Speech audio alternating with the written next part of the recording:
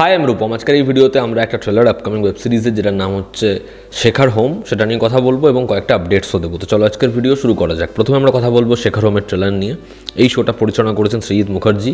14ই August থেকে এটা জিও সিনেমাতে স্ট্রিম হবে এবং এই শোতে মুখ্য চরিত্র অভিনয় করছে কে মেনন, রণবীর শোরে, রাশিকা দুগ্গল। তো তিনজনই দারুণ অভিনেতা অভিনেত্রী। তো এর একদম শুরুতে যে ডায়লগটা রয়েছে কে মেননের, যে ওর মধ্যে একটা লাই ডিটেক্টর রয়েছে, যদি কেউ মিথ্যে কথা বলে ও বুঝে যায়।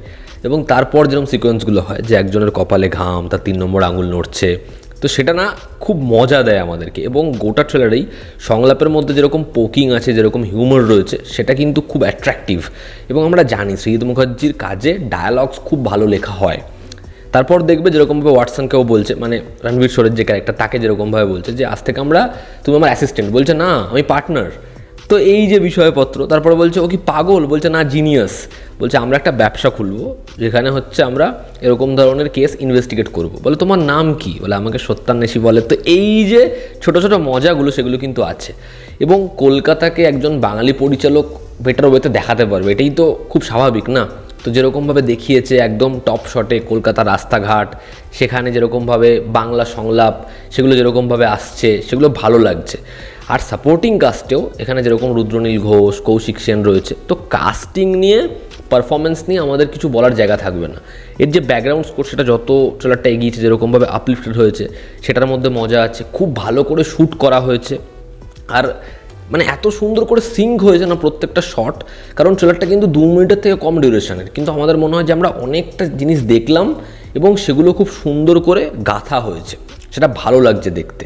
আর একদম শেষের যে পোর্শনটা সেটা খুব খুব ভালো। ওই যে খুব তাড়াহুড়োর মধ্যে অ্যাকশনগুলো হচ্ছে, একটা বডি ওপর থেকে পড়ছে, গুলি চলছে, সেখানে এর যে গ্র্যান্ডারটা বেশি সেটাও ওই ট্রেলারের মধ্যেই প্রোভাইড করে দেওয়া।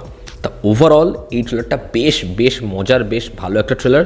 এবং শেষে যেরকমভাবে যেরকমভাবে শেখার হোম সেটাকে ইন্ডিকেট করে দেয়, সেটাও বেশ প্রমিসিং। তো ওভারঅল এই ট্রেলারটা ভীষণ অ্যাট্রাকটিভ, ভালো লাগছে। আমি এই কাজটার জন্য এক্সাইটেড, দেখার এই কাজটা কেমন হয়। এখানে সৃজিত মুখার্জির সাথে রোহন শিপ্পিও এটা ডিরেক্ট করেছে।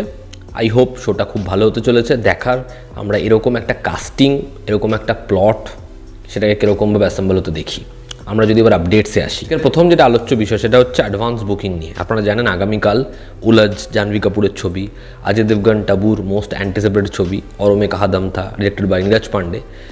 তো এই দুটো ছবি খুব জঘন্য, প্যাথেটিক ওপেনিং নিতে চলেছে। উলজেরটা ঠিক আছে মানা যায়, বাট অর মে কাহা দম থা এই ছবিটার প্রমোশন এত বাজে হলো এবং ছবিটা এরকমভাবে মুখ থুবড়ে পড়বে এটা আশা করা যায়নি। দেখার ছবিটা ওয়ার্ড অফ মাউথের থ্রু অডিয়েন্স আনতে পারে কি না। তবে ময়দান যেরকমভাবে পারফর্ম করেছে সেটার পরে কত ভালোই বা ছবি হবে। তবে নীরজ পান্ডে আমার খুব পছন্দের পরিচালক, আমার এক্সপেকটেশন অনেক বেশি রয়েছে। এই ছবিটা 3টে যে চেন আছে, ন্যাশনাল প্লেক্সের চেন, সেখানে 1000টা টিকিট সেল করেছে। তো এই ছবির ডে 1-এর যে কালেকশন হবে সেটা সারফিরা, অক্ষয় কুমার স্টারার সারফিরা, সেই ছবির ডে 1-এর কালেকশনের থেকে কম হতে চলেছে। তো সারফিরার নাম্বার তোমরা জানো, সেই ছবিটা ভালো হওয়া সত্ত্বেও ছবিটা বক্স অফিসে কী করেছে। অক্ষয় কুমার শুধু নামে বদনাম, ঠিক আছে, অর মে কাহা দম থা তার থেকেও খারাপ ওপেনিং নেবে। কিন্তু অজয় দেবগনকে নিয়ে সেরকম ধরনের জিনিসপত্র হয় না যেটা অক্ষয় কুমারকে নিয়ে হয়।